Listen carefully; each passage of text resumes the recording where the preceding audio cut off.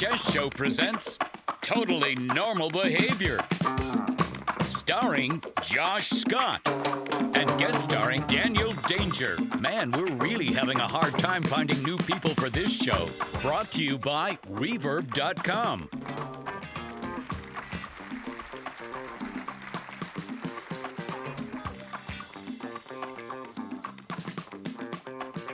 Hey everybody, that music plays for a long time.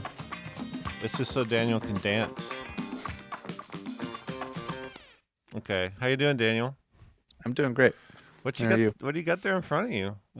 You're like physically you're surrounded with boxes. It's a prison of my own making. That's my favorite Creed album. Yep.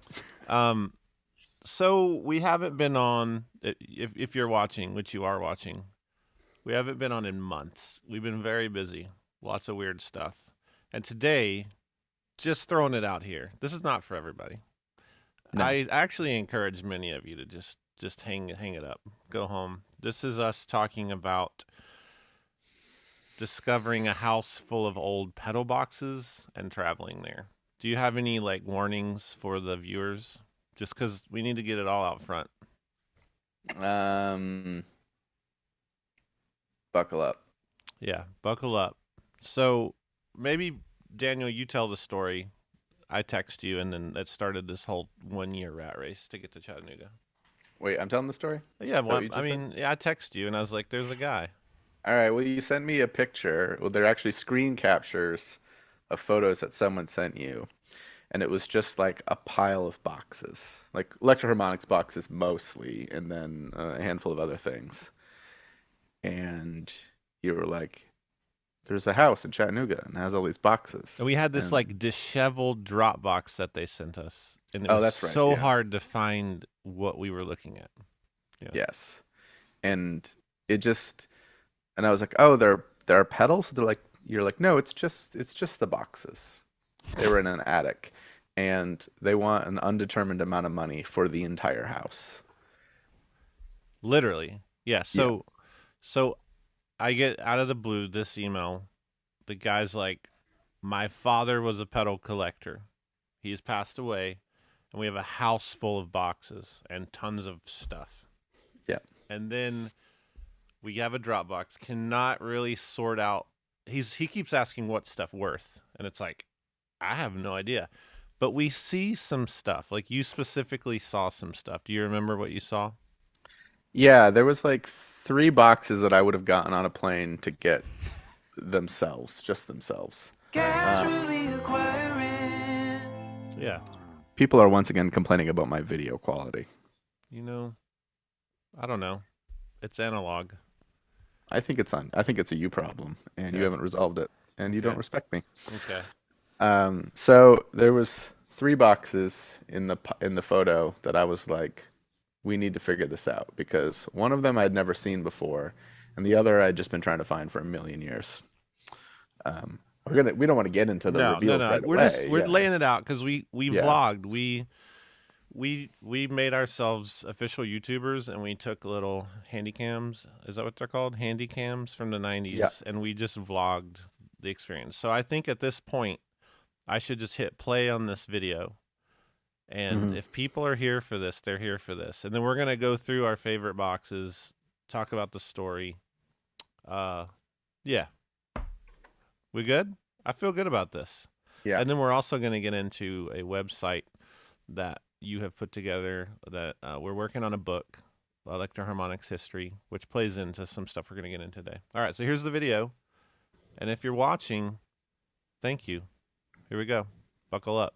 In this 1995 issue of Guitar Player magazine titled Stompbox Fever, there's an article that's just 12 pages of vintage effects pedals. These were all owned by one man. Some number of years ago, that man died, and the pedals were sold off. We don't know where. Apparently, in his house, his kids found all of the original boxes to the tunes of hundreds and hundreds of original boxes from the 60s onwards. Did Josh and I fly to Chattanooga to go see boxes that don't have pedals in them? Yes, we did. Are we going to try to buy some of those boxes that don't have pedals in them? Yes, we are. Do we know how much they cost? No. Are we in Chattanooga? Yes. It's 12:33 p.m. I'm about to go to sleep. Our goal is we're going to leave out in the morning. We're going to go have breakfast with my friend Reed, who lives here in Chattanooga, and who reconnected us with this original connect about the huge pedal collection, ephemera collection, boxes, all these things. And we're going to go to the Chattanooga Box House. That's been the working name of this project for a while, or just honestly the joke of could we ever come down here and prowl through the stuff and possibly get some of it. So it looks really fun. It's really exciting. And we're going to pick this place, basically. See what they have, see what this guy has, hear his story. Maybe it's interesting, maybe it's not. Honestly, I have no idea how interesting this will be, but we're going to film it. So see you in the morning. We'll get started. Sir, where are you going? Chattanooga Box House. We just had breakfast. And we have further found out that even Reed, who's kind of hosting getting us into this box house, he doesn't know what we're getting into either. We know there's a basement now. There's a basement full of stuff. Yeah. And they're pulling it all up into the living room area. There's a grandma. We're gonna visit the location of an old music store that is in an ad in a 1995 magazine that Daniel has. We think that it might be the family of origin of the story. So Daniel, tell us what we're doing. So there's an ad in this issue of Guitar Player from '95. It says vintage effects. We buy and sell vintage effects. Electro-Harmonix, Maestro, MXR, Color Sound, Vox, etc. Sound Barrier Music Company International, etc., etc. So we're gonna go see where that is. So this building is where the music store was. That would be Keeler's dad, who we're going to see, we think. The big pedal collection came from this area, and Daniel wants to show you this. Home of the Donut Sundae. Yeah. How does that apply to this? It doesn't, but I want it. So we went from a sick guitar shop to a clothing store, which I'm sure is sick. Do you have any feelings right now? I feel like this bear. Yeah. I'm feeling a lot like this bear. Addison's gonna hate me. He's gonna have to edit the crap out of this. This is Reed, by the way. You'll see him a lot. We're gonna drive 30 minutes away, just prowl through this guy's living room. Do some basement digging. Basement digging.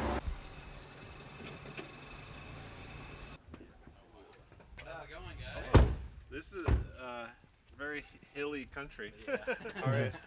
Hey, Good I'm to meet Keeler. you. Nice to meet you, Yeah. Josh. Good to meet you. Daniel. Daniel. Daniel, nice to meet you. Keeler. Okay, we are here sweating. Chattanooga Box House. Basically, we came in, got to interview Keeler about his dad, this collection. If you can see behind us, there's just tons of really cool things like boxes. But, you know, there's also insane historical content like a Fox pedal board that the dealer used.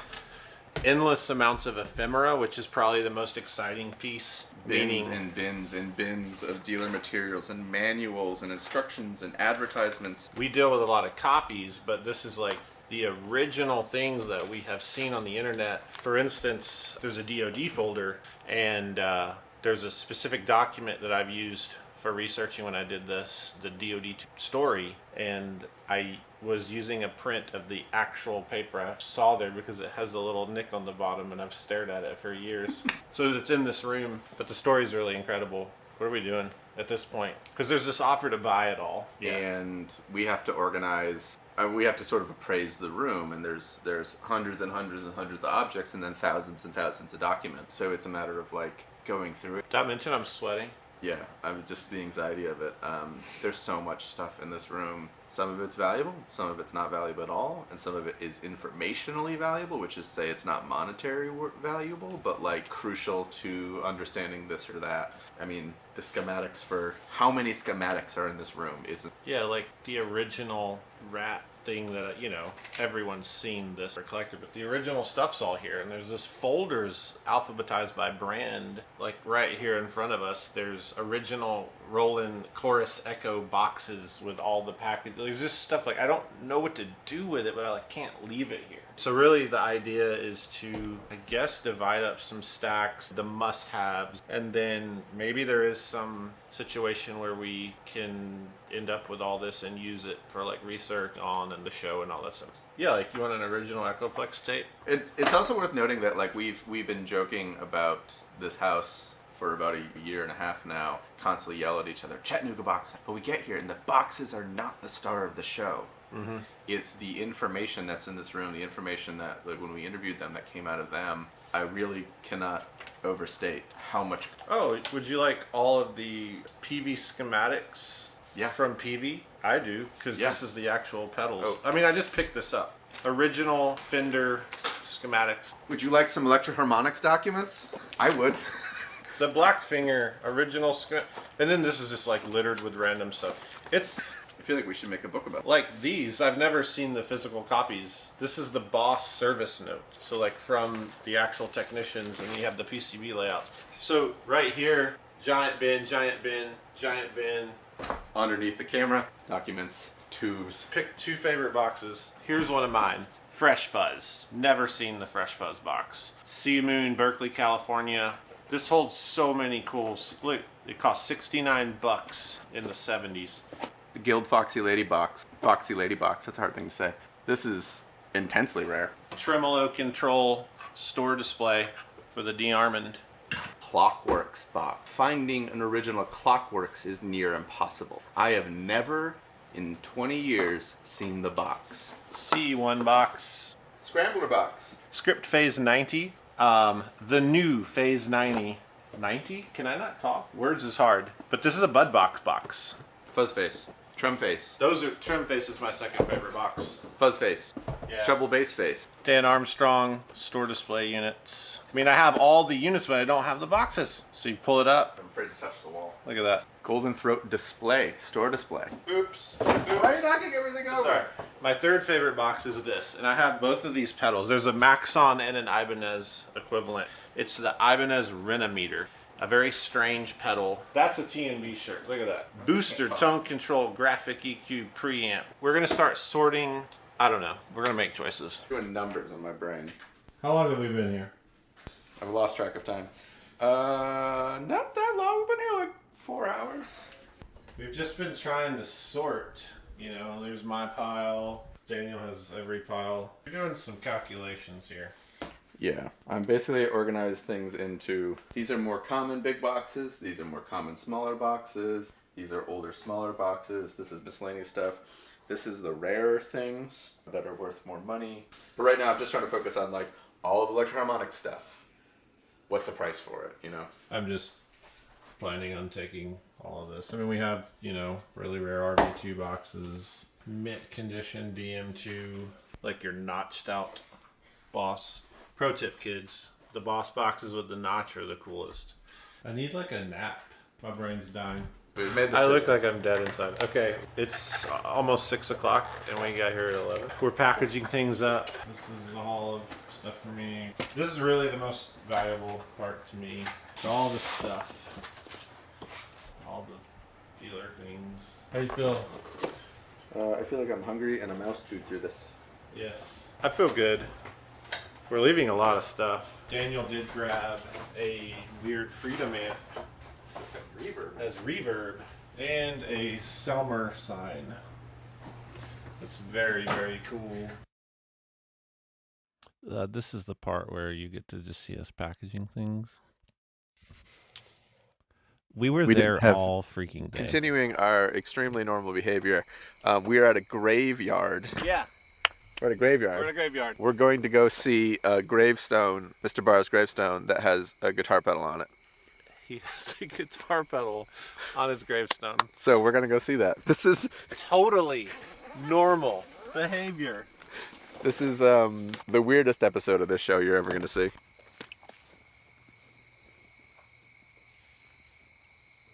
Run, Daniel. It's up on a hill here. I don't really know what to say here. I'm going to be honest. We're doing it. We have been in a basement for 9 hours. Dadgum. I forgot that Chattanooga has like some rollers, you know, some mountains. Lookout Mountain is another thing here. It's like the battle. We got so lost in this graveyard. My other hobby is Civil War history. Dear Lord. It was like a 9% hill grade. His name was Bruce Wayne. Can we talk about this? Should we step on the pedal? Yes. I feel like that's appropriate. He would want it. Boop. Fuzz. I'll step on it. Boop. Les Paul and a X Pandora. Pretty cool. It's pretty wild too to have basically rummaged through the remnants of what he decided to keep after he sold off the world's biggest pedal collection. Here he is. He lived a pretty cool life. You have any closing thoughts? I'm glad we came and saw it. Yeah, I feel like I'm gonna give you another little stump box right here. Yeah. Thanks. We're gonna give all your stuff a good home, Bruce. All the boxes, the amazing amount of ephemera and catalogs is gonna be used. Share it with the world, buddy. What a burial site. This is on the edge of a mountain. Yeah. Like, you can't see it, but one last click.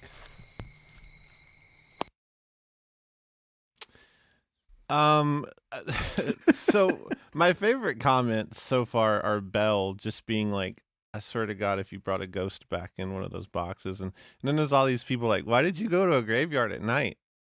We had to fly out in the morning.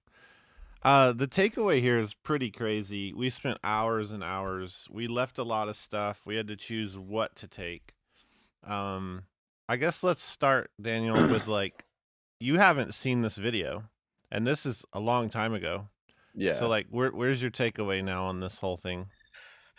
I'm mostly having body feelings because I was definitely just eating a lot of Dominoes at the time. Hold on, I do need to hit. I need to hit one stinger because there was a lot of this. Yes. Okay, moving on. I'm seeing my video quality and I'm not happy about it. I'm just saying that. I thought we had resolved this and now it's worse. It looks good over here. I don't know. Is it? My takeaway is it was a very strange day. It was a very, very strange day.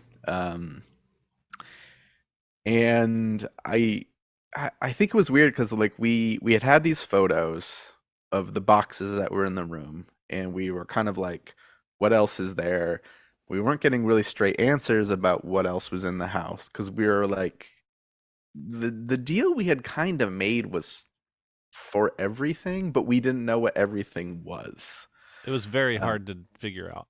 Yeah. So then when we had to go in and kind of like price stuff out and kind of get in the ballpark of what we were offering and everything, I remember having kind of a feeling of like in my brain going, I only actually want like 10 of these boxes.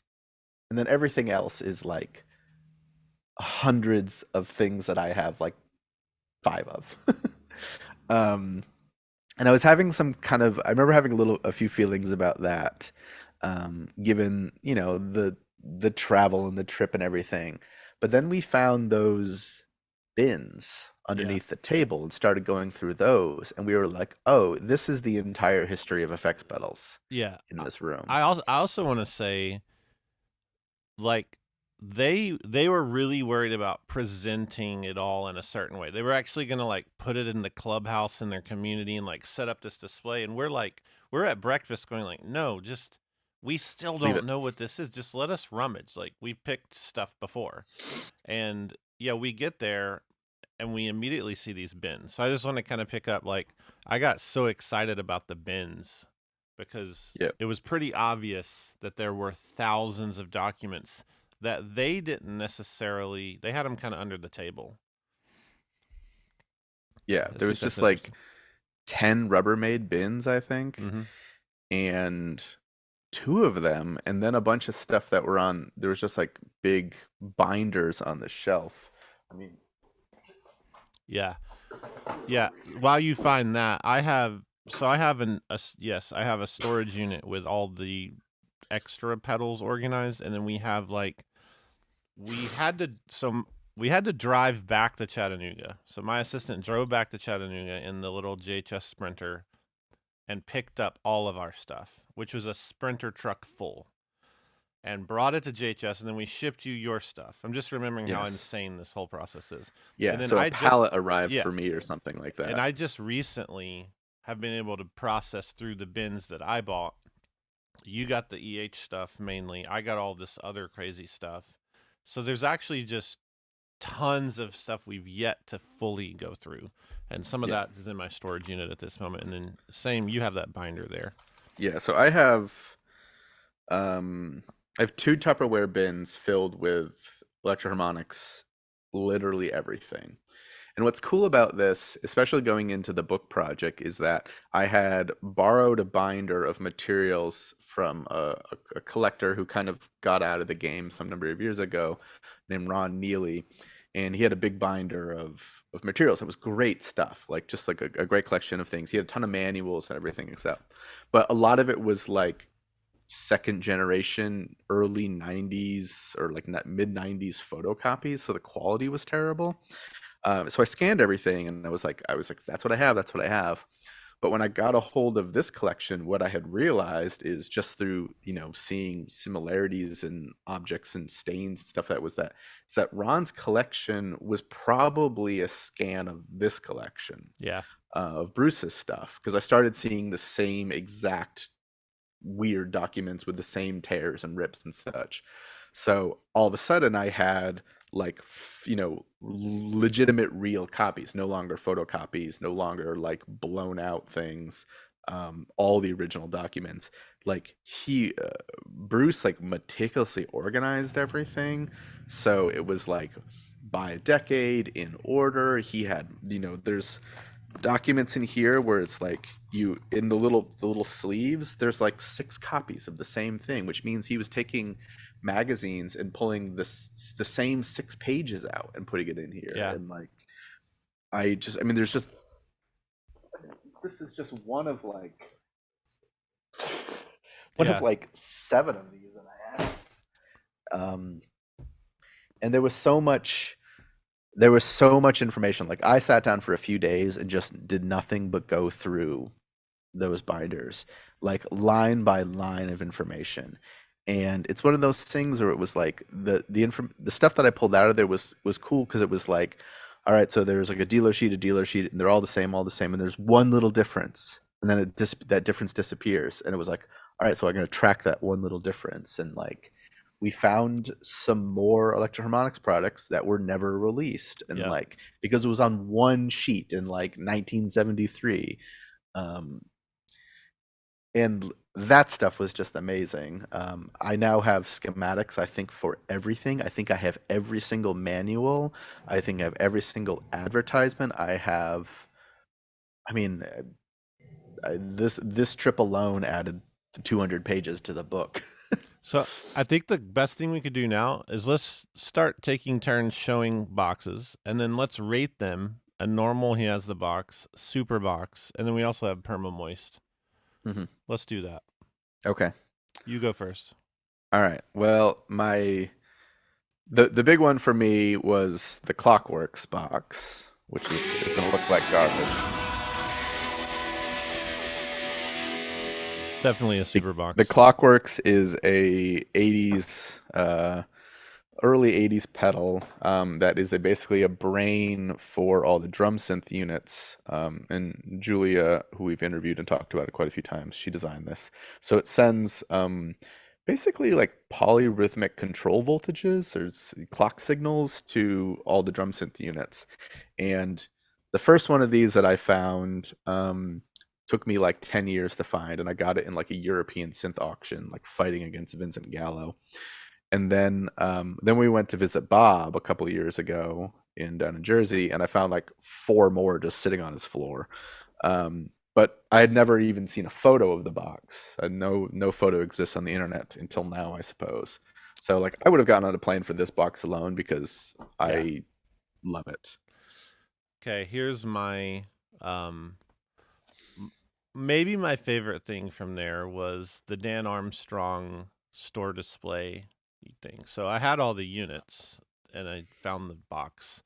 So this is kind of like there's 6 boxes in the box, and it sets on the store display, and this is amazing. Pretty good shape. It's a little bit perma moist.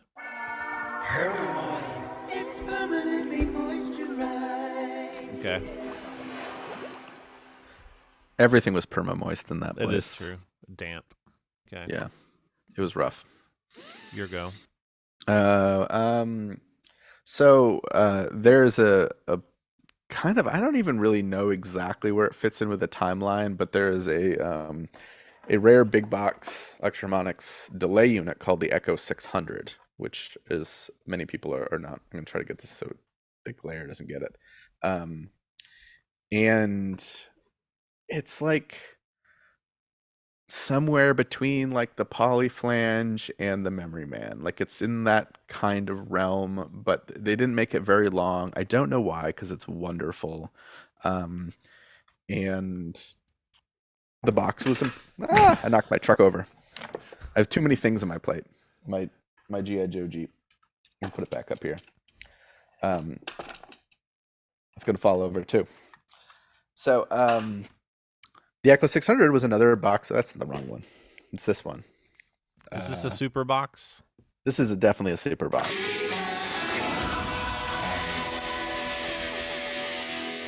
So this thing is also like virtually impossible to find. I think Raf Max has a box, and then I found another one in the basement of Electroharmonics, and those are the only ones I know of. I mean, it's a hard pedal to find. Never mind it's an even harder box to find. Okay. So, your turn.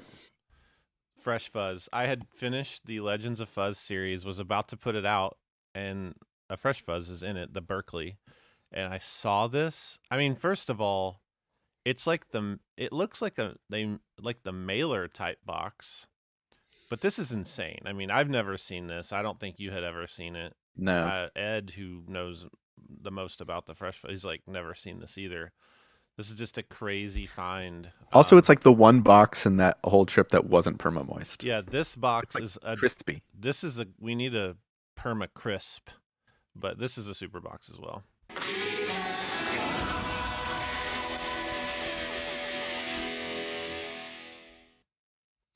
This is like a bizarre game show. It's nice. I like it. It is nice. So one of the things that when we first started talking, we first started kind of doing the book and doing the interviews, I was talking with Mike Matthews' daughter, and she worked at Electroharmonics for a while. She did a handful of like A&R things, and she was just showing me pictures of like ephemera that she had. And she started showing me these buttons that said the Alien Group on them. And I was like, what is the Alien Group? And it seemed to be that after Electroharmonics went bankrupt, Mike briefly got into speech synthesis software for the Atari. Yeah. All right. So there are a handful of products released under the Alien Group that are packaged in Electroharmonics style boxes, including this one, which is the Voice Box. And this is so blurry because of such low quality video. If you just flew me out every time we did one of these, the quality would be amazing. But hey, budget. It's Zoom, it looks good over here. I don't know what you're Okay. seeing. My stream looks clear. Yeah, I don't know bet what it you're does. seeing. Okay. So the Voice Box is a little thing that hooks up to your Atari, and you can use a program on this old style floppy disk to make your computer talk. And this is, according to a friend of mine who is a little more versed in computer history, this was a pretty groundbreaking thing. It was one of the first 2 speech synthesis programs developed. And even though it was like kind of a failure, that it didn't sell well, and Electroharmonics definitely had a pile of them in their basement they didn't know about, it's like historically relevant, and finding the box was finding the box and then all the stuff with it too was pretty magnificent for me, because it's not very often in this collection that I get to find new things, and this was a new thing for me. So I was like, ooh. Yeah, we later. I'll show this real quick just for more context. We found this somewhere else that we'll get into, but like the alien group thing is crazy.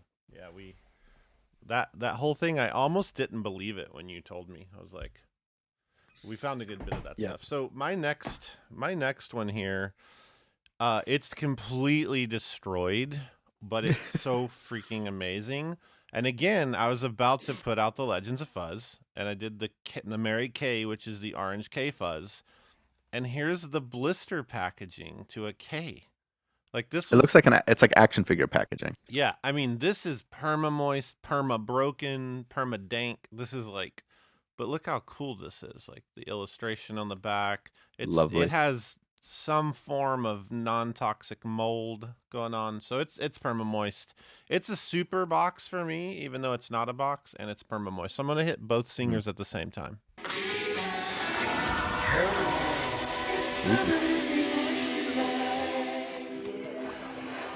We create our own rules here. That's true. I did find, we'll do a little bit of a speed round. Yeah. I found a box, the original box for the Ampeg Scrambler. Okay. Which I had a loose Scrambler, but it has the manual and all this such. And then second of the warranty card. But this was great because it was like, ooh, I have the pedal, and now I have the box. Yeah, we'll speed through these. This is an original LPB1 box, which you had like 9 of, but I didn't have this. Yep. This is super, super cool. All right, your turn. Behind me is the shipping boxes for the Chorus Echo RE301 and the Chorus Echo RE501. There's 2 big-ass boxes here. Univox Unidrive, a Unitron, a Brat, a Proco Brat, a bunch of Musitronic stuff, including the Ludwig Phase, no, not the Phase 2. What's the Biphase? The Biphase box and all the weird stuff, even though I don't own a Biphase, and now I have the box. What's next to me here is literally a giant, huge box filled with flattened Electro-Harmonix boxes. Just tons and tons and tons of them, because I had to break them all down to ship them home because they were just taking up too much space. Yeah. All right. I have a treble bass face box, which is bonkers, and this is super rotted and perma moist. It's permanently moisturized. Yeah. What else did we have in there? All more endless documents. There was this one.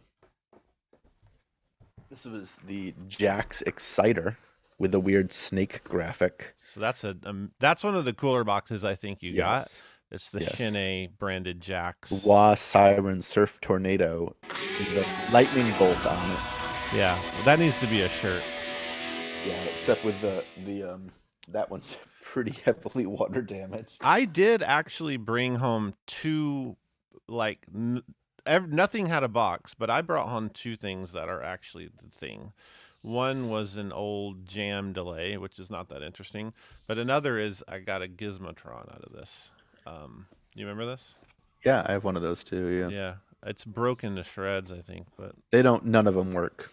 It's like they made them out of some very breakable garbage. But I have a Gizmotron in the box, it could be a museum display. Yeah. All right. What else we got here? All right, so this is the European art for the G.I. Joe Tiger Force Tiger Sting Jeep. That's the European box has different flames. This is not from Chattanooga. No. The Tiger Force is the best toy line of all time, as far as I'm concerned, and anyone who disagrees with me is wrong. So basically, G.I. Joe team painted all their vehicles tiger colors. Now it's time for meticulously obsessing over small details no one should care about. Yeah. So on the US version, the flames look like this. They're kind of the little stripy sideways ones. European version, they look like roots or something. Way cooler. What happened to the fire round or whatever? The what? You've gone G.I. Joe on me here. It's good. Yeah, It's I just don't know. I just wanted to do. It's just chaos. you're bored energy of right pedals already. I can tell. It's now. Listen, it's Tiger Force. it is. It is. Let me show you something here. The viewers have been dying for this moment. This, do you know what this is, Daniel? This is a stand core in the box. Do you know what a stand core is? Is it a power supply? What Yeah, is it? it's an original NOS, never used, crisp stand core 18-volt power supply. Yeah. You don't have that. I don't have that. You I mean, I don't. have. I did. In this collection was probably like 40 original Electro-Harmonix power supplies in the boxes, which I Yeah. have like these like red and blue boxes. Mhm. And I was just like, because I had to break down like 200 boxes and flatten them when we were there, which I felt sick by the end of it. I had to flatten like 40 individual tiny little power supply boxes and ship them home. All right. I had the camera on the table the whole time you talked. Let me go back to Oh, this that though. makes sense. It's fine. It's fine. This is Lafayette Echo Verb 2. Now, I found 2 Lafayette things that are really baller. This is totally destroyed, but it's a solid state fuzz sound box. I have a pretty solid one of those, I think. Yeah, I haven't been able to find one. This was, I mean, it's garbage, but I paid money for this. Can you believe that? And then Yeah, we paid money for a lot of things that maybe we shouldn't have. this though, I have this Echo Verb. So this box was really cool to find. It has like the original LRE warranty card, the manual, which looks like black mold is on this staple. Mhm. The schematic alone, look how cool. Like for some reason, some of the stuff was like fairly preserved. But yeah, so I kind of found this little Lafayette honey hole there. All right. Another one of my finds was the Queen Wah-Wah with trigger, which is just fun to say. Just say it. Queen Wah-Wah with trigger. So Electro-Harmonix now has 2 products with the name Queen in their history. Yeah. This is why someone had said that like the Lizard Queen didn't make sense. They're like, that doesn't sound like Electro-Harmonix pedal. And I was like, Queen is canon. It is canon. This is a very once again a very hard pedal to find, an even harder box to find. I think if I breathed on this wrong, it would collapse. It is beyond perma-moist, but it's here, so that's cool. It's permanently moisturized. Real quick, original CE1 box, not that crazy, but not that easy to find. And then this is a really cool. I've actually looked and I've asked around. This is apparently freaky rare. This is the OG volume tone Fender box, and it's like super crisp. And I just love how this looks. Like, I'm not a huge fan of like Fender aesthetic, but this box has a vibe. I mean, to see It's a further the Fender logo changes like 7,000 times, and that's an even different Fender logo. yeah, this feels really, really good. We could talk about this typeset for a long time, but we won't. What do you got there? Just more boxes. Just like so many. I don't know what this is. It's called the Doppler Sound Tech. All right, let's jump into the comments. Let's pick our favorite comments and just respond here. I think this will be fun. Here's one from Fishy Fish says, "I think you both need professional help." Yeah, I mean, I get professional help. Yeah. Okay. Let's see. Find out JHS has a YouTube. Find out they're broadcasting live, and it's completely unhinged. Okay, that was mild. There's some talk about bagels with Bell and several people. I saw some saucy stuff though earlier. Someone was like, "Why would you go just buy the boxes?" So Daniel, Because there was nothing else to buy. Yeah, There was nothing else to buy. but why no- would you just buy boxes?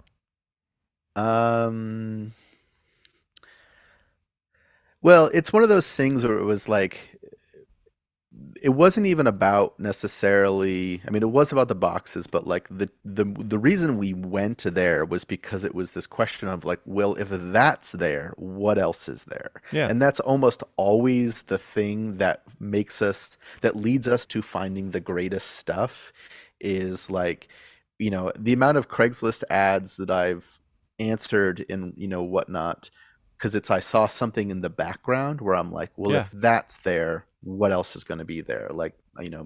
good example is there was a rare Ibanez standard rebranding that I saw on Craigslist, and I didn't really necessarily need it, but it was like, if he has that, he's going to have other things. And this was definitely one of those cases where it was like, yeah, the pictures, we probably could have just like bought the boxes and had them flat and then just ship them to us. But it was like, we want to go to the house. We want to get into the back rooms, what's upstairs, what's Yeah. downstairs, what's Absolutely. underneath something, because there could be a bag of something that they might just think is trash, but we're going to recognize as like, oh, this is the knobs for this and that, blah, blah, blah, blah, blah, blah. So All it right. was very much about kind of like exploring an option, exploring like an unknown, and we came home with a lot of boxes and then a lot of stuff that we did not know was going to be there, including, an amp that I had never seen before and there are no records of whatsoever.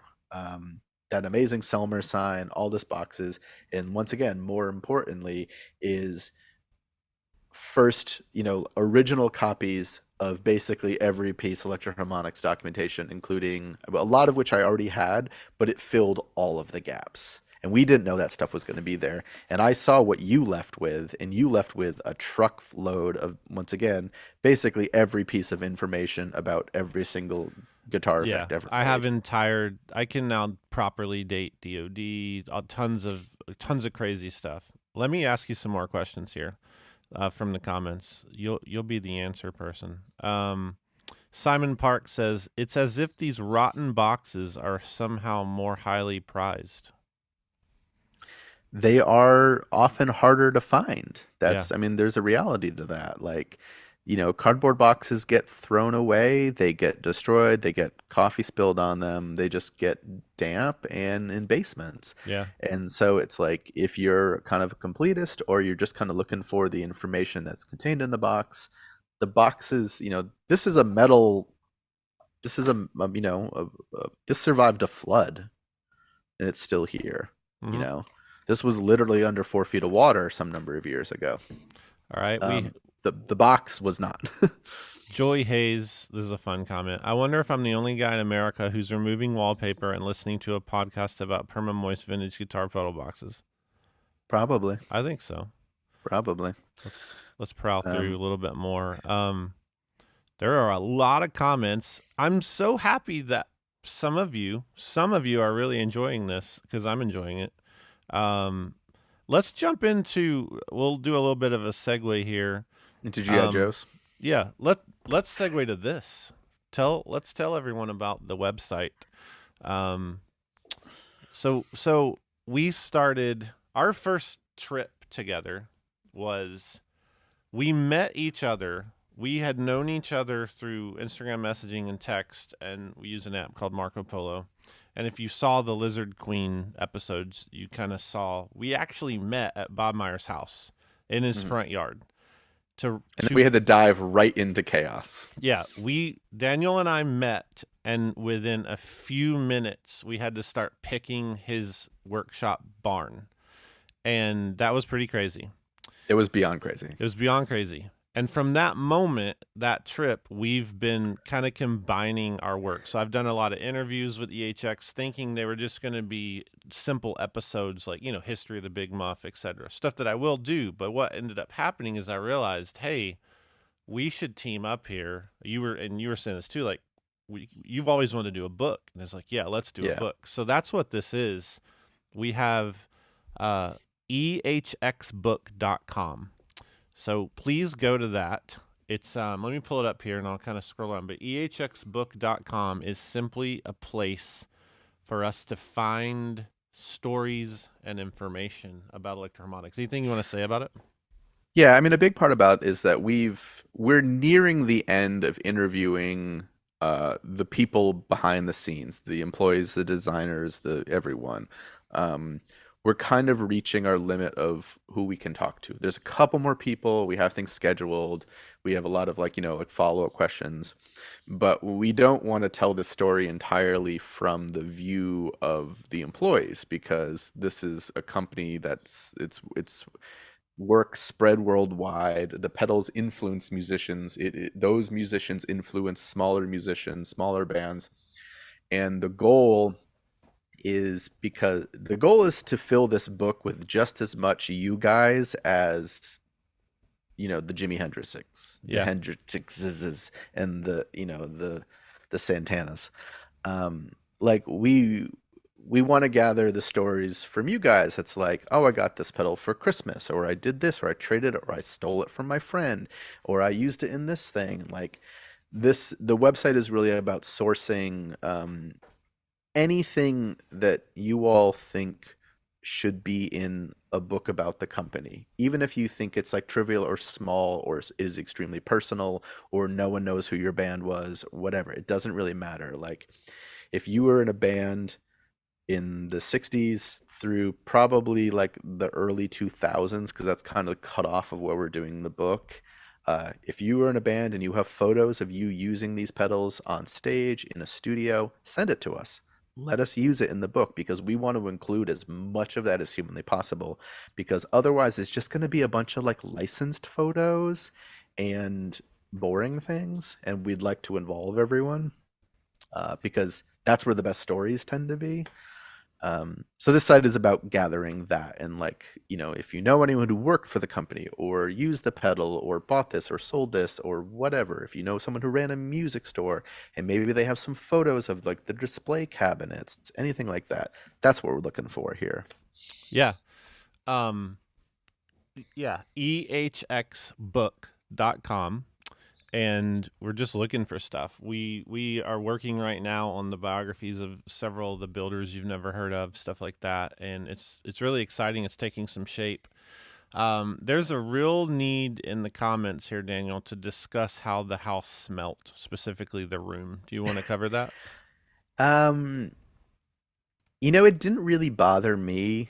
I My nose has been stuffed up, I think, for about 30 years. So I'm kind of immune to it at this point. I don't think I ever quite recovered from being at Bob's, because that was the whole black mold issue. Um, it didn't really bother me too much. But then again, like I am literally surrounded by old things. I grew up in a town that was like a famous antique town.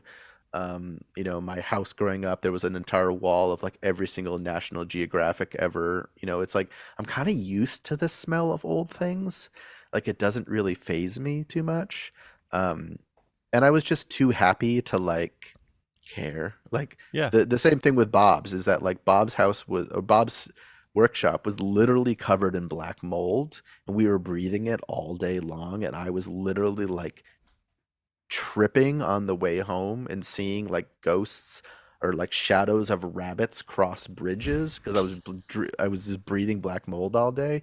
Like I didn't even care because I was so happy about like, look what we found, look what we did, look who we met, like what an awesome day. And this was very similar. Like, was the situation ideal? No, but like who cares? We had a blast. We went to a graveyard in the middle of the night and like, Yeah. it was great. Yeah, so some of the future episodes we're going to show you. We're going to talk on an episode about our Dallas Guitar Show trip, which involves buying a bunch of pedals and finding some stories. We also have done some archival work. So we met up in Chattanooga for this, but we also met up in Long Island to go through an archive at Sam Ash.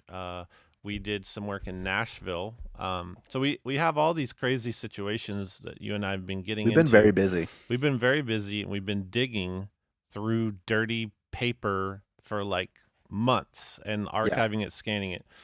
There's a funny comment in here. Please tell me the Electroharmonics book will come in a box. I mean, it's gotta, right? It's gotta come in a box. It's All right. gotta come in a box. Belle, That's a good idea, though. Yeah, it is. Belle wants to know. I think it was Belle. She says in here, who liked boxes first? I mean, I kind of feel like any serious collector has to want boxes. Is the question between you and I? Yeah. I think we like them for different reasons. Like I Yeah. liked it because my background is in screen printing and I like screen printed things. I just do. And I have a lot of memories of tracking down these boxes like when I was in college and like in my 20s and just liking them for purely aesthetic reasons. Like, just Yeah, they're beautiful. I just like this. I just like this, this blurry ink and like this whole handmade process. And I was a screen printer guy and I own a screen printing shop and I liked it for that reason. And then you kind of came in and brought a little more historical reasoning into it. And then we kind of like merged a little bit and now we're like mergy buddies. Yeah, we're mergy buddies. I mean, like for me, I picked up a bunch of DoD stuff I didn't have, but like looking at this box, it shows you the company's place. Like graphic design is such a signifier of an era. Like when you look behind the wall here, I always say this when people visit the room in the museum. Like I can walk you around this room and there's, roughly 5,000 or so pedals. I can show you what the 90s looked like. Yeah. I can show you what over here, I can just point at an era. And to me, that's a big piece of like pedal collecting to me is about the stories.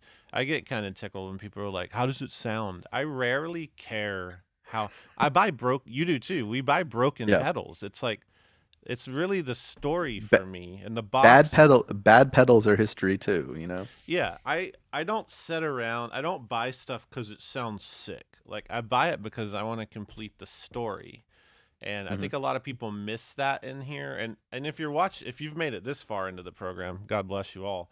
But I mean, it could be a little hard for a typical guitar player to watch this episode when you're used to like, hey, I want to see a demo of this transparent overdrive. Does it sound good? Like that's not what we're doing here. Like I rarely think like that. And that can be a little weird because I have a pedal company and I have to care about that and I have fun designing. But for me, it's like, what's the story? And the box completes that. Yeah, it's definitely like going into that room. Like we did a bunch of trips right in a row. We went to Chattanooga, the Nashville trip, the Long Island, blah blah blah.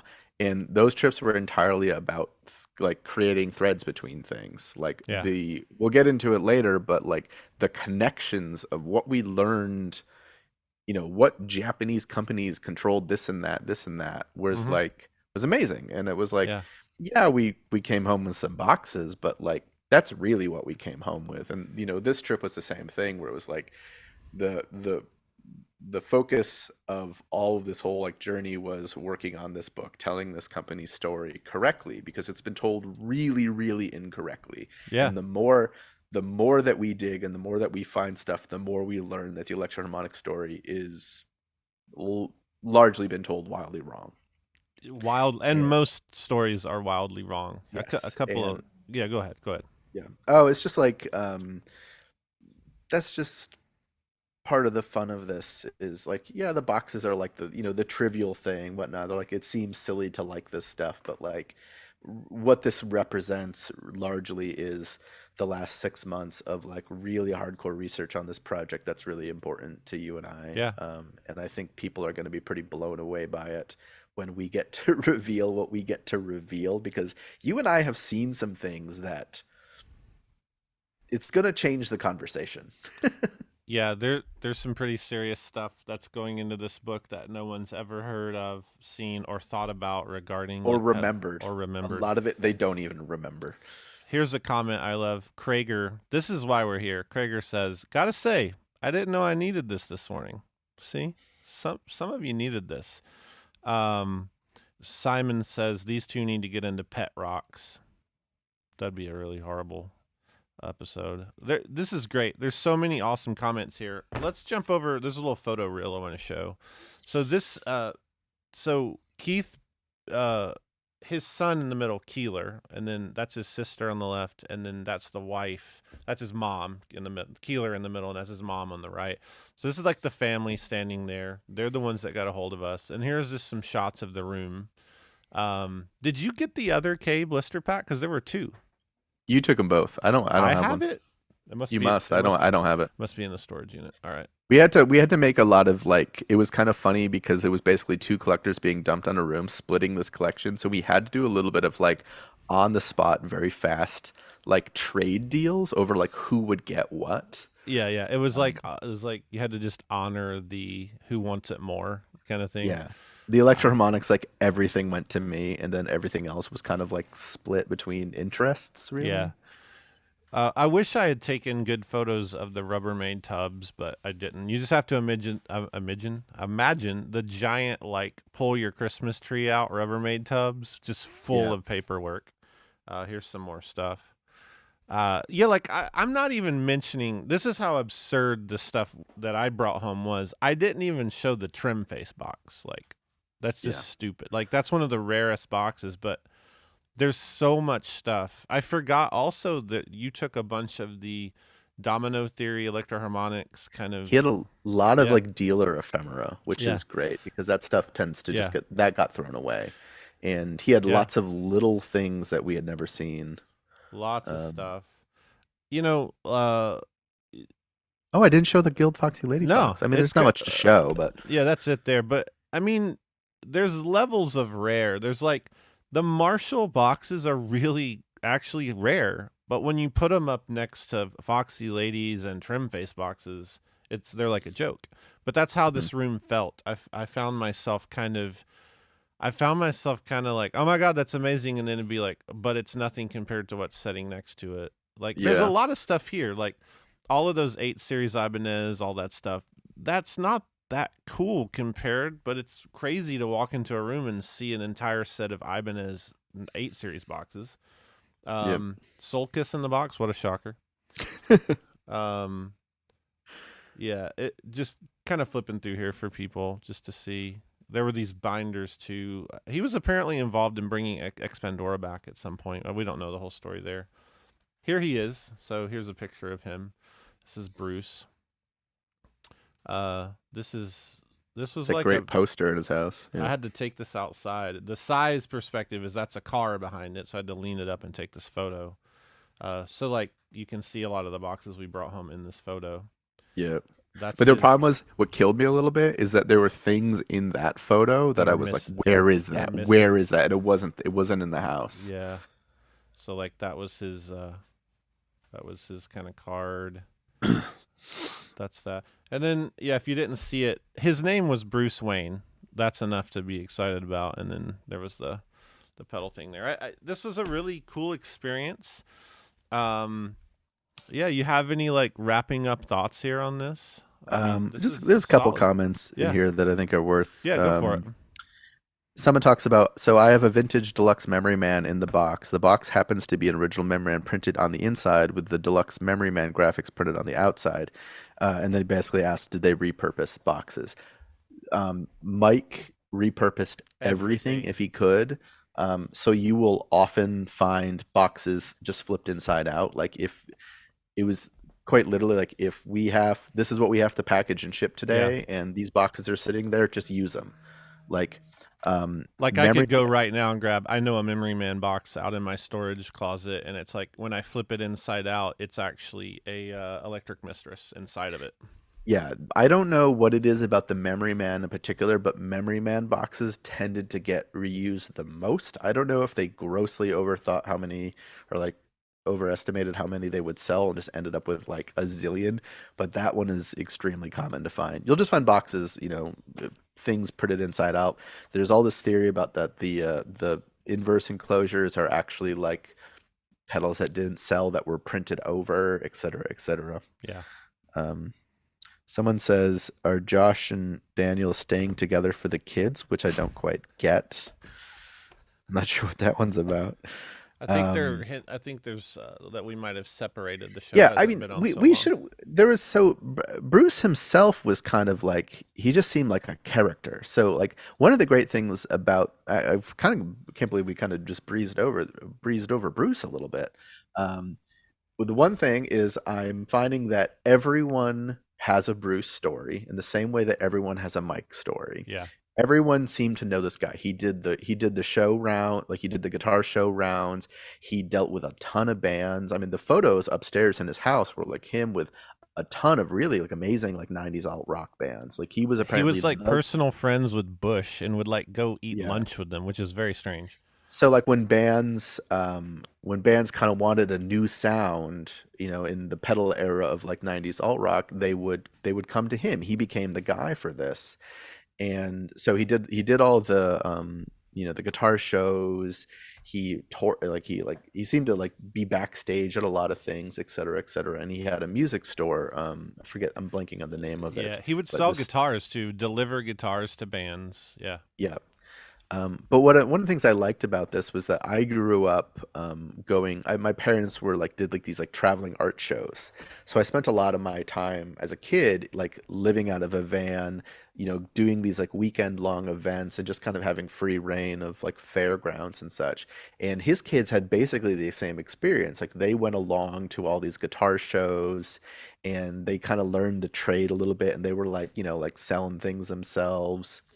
And I really connected with his two kids because it was like they had a similar experience to me, and they kind of, you know, that's such a unique thing to be sort of a like a van kid, you know, like I don't know, that sounds weird, but like traveling and doing these kind of event shows and being not quite a carny, but like something, you know, like the you know, in my world, in my history, it was about my parents they did pottery. So we traveled and did all these like pottery, you know, art shows, but they just did a different thing. But the experience was very much the same about like traveling and kind of being a part of your parents' business. His store was called Sound Barrier Music. Sound Barrier Music. Yeah. So yeah, I mean, like the more we talk to people, everyone has a Bruce story. Some of them are not so good. I mean, some of them are. He was very clearly like kind of obsessive in the same way that we are, and maybe that overshadowed business dealings, and he seemed to be a little bit forgetful. He seemed to be a lot of things, but by and large the stories are very much like he was a character. He was like, he loved this thing when at a time when no one did, because at this point, this era, everyone was into like rack unit stuff. They weren't into the vintage pedals, and he was one of seemingly a handful of people in the United States in the early 90s really pushing vintage pedals are cool, and his client list was pretty impressive. Yeah, there has just been, we've had some messages, you know, when we were out there, we immediately started getting a few messages about like, well, we don't know if the whole collection wasn't really his. Maybe he borrowed some stuff. There's all kinds of like, who knows? But the point is, I think it's important to just look at this dude and go, wow, you were like doing this way before. You're like a very early collector. He was obviously passionate. And I think that's really cool. And the documents, like the Electro-Harmonix, he clearly had a love for this company in the same way that I do. And I can tell by the way that he organized all the information. He was probably working on a book himself, or at least like prepping for it, because his organization of that material was different than how everything else was organized. Everything else was like loose finders, but like everything in here is Korg. This was like year by year, multiple copies, finding better copies of things, everything he could think. I think he was probably planning something himself that just never materialized. Let's kind of again, ehxbook.com. Please go check that out right now. ehxbook.com. Here's a good, I think this is a good closing question for us to discuss. I've been waiting to use that. That was authentic. It is I can't find it, but he says, when you die, Josh and Daniel, who are you going to pass your collection on to? I'll let you go first on that one. My wife's instructions that if anything happens to me, it's to call you. Really? Yep. I should do the same. That makes a lot of sense. That's a good move. Yeah, I don't want to deal with your collection. I was just going to give mine to Nick. Nick, that makes sense. Nick, do you want my collection? Sure. He said no. That's not going to work. I felt no passion in his voice. There is loose instructions for me that if anything happens to me, the pedal collection, you're the person to contact. Okay. I would take And care of then it. there are like sub contacts amongst that, which are a few well-known musicians Sure. who would want specific things. The art collection, all that. I have many collections. I have many things inventory art-wise, my career-wise. That's all kind of part of those different things. But yeah, you're actually the guy for, if anything, if the pedal collection, because All right. you would know what to do with it. Today, because I do have like a plan, and because of the business, and so there's like a will, and I'm gonna add you officially like today or tomorrow as the contact for like, because it is the crazy thing of like, what's it like, values, and it is kind of a daunting thing to think about. When I think of your collection, I know how big mine is, but yours is like crazy. The amount of stuff you'd have to really think about what to do with. Yeah, and the problem is that like this is all, it's not a collection of just things, it's a collection of information and history and times and dates and all stuff that's, rattling around in my brain. And the same issue that when we went to Bob's and we were picking up things, and any normal person would think this was junk. We know what this is. That's the problem in this room, is that people, if my wife came in here, she'd just be like, I don't know, $100. Like this, she's just not versed in this. So it's like, in order for, it's not even that this collection would go to you. It's just that you would facilitate her not getting ripped off. I mean, I think about my uncle. He died. He had a massive gun collection because he drank that Kool-Aid, and his wife just like, she didn't know anything about it because he left her with zero information, and she just like called one number, and a guy came and bought the whole collection for probably pennies on the dollar, and she just didn't care because she was just like, I hate having a house full of guns. But like. Okay. That can't happen with this room, because this room is decades of work. A decades of work and a down payment for a house for my kid. It's like Michael Kraus says, poor plan. The chances of you two going at the same time from mold poisoning or being crushed under boxes is extremely high. So if we died together, we have a problem. Yeah. Well, then I think it's like what we just start going down the list to like Nick and Sky Mall. Like, is that what happens? Yeah, probably Nick, Sky Mall. Yeah. Okay. Well, naming people. I guess this is a wrap on the weirdest box up. This is the greatest box episode that's ever been on YouTube. Yes. There's never been. And this anything is also, like it really, what's on this desk and what's next to me is a fifth of what came out of that place. Same. It's I have a so table much over there. I couldn't. I went to there's too much stuff. You'll just see it over the years. I think I remember we had a conversation that was kind of like, we kind of have to buy it all, because that was just sort of the agreement with the family, was that they wanted to. I think, were they selling the house? Was that what's happening? They were trying. The house was like sold. Listed. They listed. Okay. They had to get out of it. Yeah. All right. And so we kind of had to buy everything, but there's a lot of doubles. So I think at some point in time, you and I will probably do some kind of event, and we're going to bring all these doubles and sell them. Because like, I definitely like do not need 10 Clone Theory boxes. Yeah, it's nuts. I'll never get rid of my Stancore box. Your Stancore box. Well, I feel good. You feel good? Yeah, I'd like to, I think, reiterate the book project and just say this as clearly as possible. Oh, it's flickering in a funny way. Are you doing that? What's going on there? I don't know. Is there a loose cable? EHXbook.com. I like this. This looks good. If you were in a band in the 60s, 70s, 80s, or 90s, and you use electroharmonic stuff on stage in the studio, and you have photos of you you can see the stuff, send us those photos. Tell us your story of where you got things, anything that's interesting. There's a contact form on the site. Like I said, we really want to include as much of you all as humanly possible, because it's not going to be interesting if it's just Santana and Jimi Hendrix, who, by the way, probably did not play a Big Muff. Yeah. So it's like, we need you. We want to include you. It's going to be more fun if you're involved, and we can involve you. So yeah, go fill this form out. Talk to people, send us photos. It doesn't matter. We want as much of that as humanly possible. If you have something that you think is just cool, or a weird variant of something, contact us. If your friend owned a music store, you owned a music store. If you did guitar shows, if you have a Mike story, because everyone has a Mike Matthews story, tell us. Yeah. I mean, we met an aerospace engineer in Dallas who contributed amazing information on something that we can reveal later. Like, you never know what's going to be useful. So just throw information at us, regardless of the story. If it's just literally about you got a pedal for Christmas, that's it. That's good.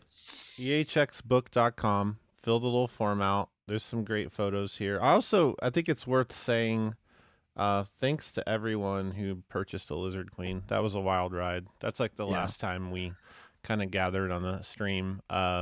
Really cool. Those are still available, obviously, from EHX. Thanks to everyone who bought the limited release. That was kind of a dream come true. And this whole project, whether it's Chattanooga Box House, digging through archival stuff, all the stuff you'll see on the show more this year as we've kicked it back up. It's kind of all part of this crazy partnership of trying to tell this electroharmonic story. Yeah, working with them on this book project, because Electroharmonics is like 1,000% on board with what we're doing. They're helping as much as they can. Earning that trust with them is 100% why the Lizard Queen happened. I think let me show a couple pictures before we go. This is you and I and Long Island at the Samash archive. This is the stuff we're dealing with. Like, people don't realize. That was, I think, it was like 6 pallets of filing cabinets, like shrink wrapped, that had been closed for like 30 years. So like, we're scanning, organizing, my research assistant's helping with that stuff. Then there's like, we go to EHX and we are digging through the basement and we find prototypes and crazy stuff. We've seen things no one's seen. Yeah, this is like glitching so hard. Yeah, it's fine, but you get the point. There's like there's a lot of really good photos in there of our journey of working on this book project. Okay, I don't know when it comes out. A year and a half, 2 years maybe. It's a lot of work. The book got bigger. Every time we do anything, the book gets bigger. Thanks to everyone who watched today. There's so many amazing comments. I think that this is just one of those things where we really enjoy this. We love sharing what we're doing. We will be back more consistently. I think next time we'll probably jump into the archive stuff and be a little more detailed with the book, maybe. We have a lot of stuff from Dallas to play. Big thanks to Reverb for kind of spotting the show and helping out with some stuff. Go to reverb.com, buy some pedals. You can buy boxes there now. One more thing. Yeah. Someone asked, did you find any classified documents? 1,000% yes. Absolutely we did. It's crazy. Well, this has been probably the best episode of TNB to date. Is the truest and most purest episode of this weird show that we do. And I believe Bell is working currently on getting a perma-moist candle developed. A TNB perma-moist candle. So love it. Yeah, stay tuned for that. Have a wonderful week. Thank you so much. I'll trade pedal boxes for G.I. Joes. Yes. EHXbook.com. EHXbook.com. Also, if you're on Instagram, we are over there. We have a joint account that's total madness. It is just normal behavior. So go check out normal behavior. It's where we post all our findings and crazy stuff together. So, all right. Have a great day. Yeah, I did. Bye-bye.